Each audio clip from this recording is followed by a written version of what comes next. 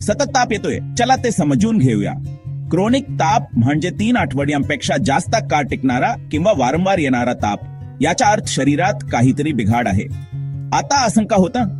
क्षयरोग किंवा मलेरिया सारख्या संसर्गामुळे, रुमेटॉइड अर्थरायटिस सारखे आजार ज्यात शरीर स्वतःवर हल्ला करते, लिम्फोमा सारखे काही कर्करोग आणि दाहयुक्त आजार. कोणती लक्षणे दिसतात?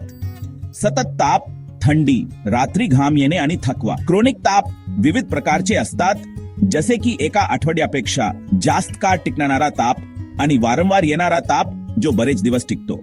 धोक्याची कारणे कोणती आहेत? ते आजाराच्या कारणावर अवलंबून असते, पण कमी प्रतिकारशक्ती, इतर जुनाट आजार आणि संसर्गाचा धोका. त्यावर उपचार कसे केले जातात? मूळ कारण शोधून आणि त्यावर उपचार करून. म्हणून जर तुम्हाला सतत ताप येत असेल तर डॉक्टरकडे जाण्याची खात्री करा.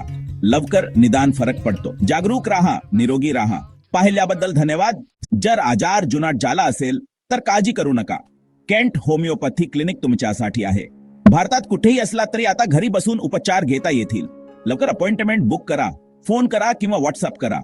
जास्त माहितीसाठी आमची वेबसाईट kenthomopathy.com ला भेट द्या.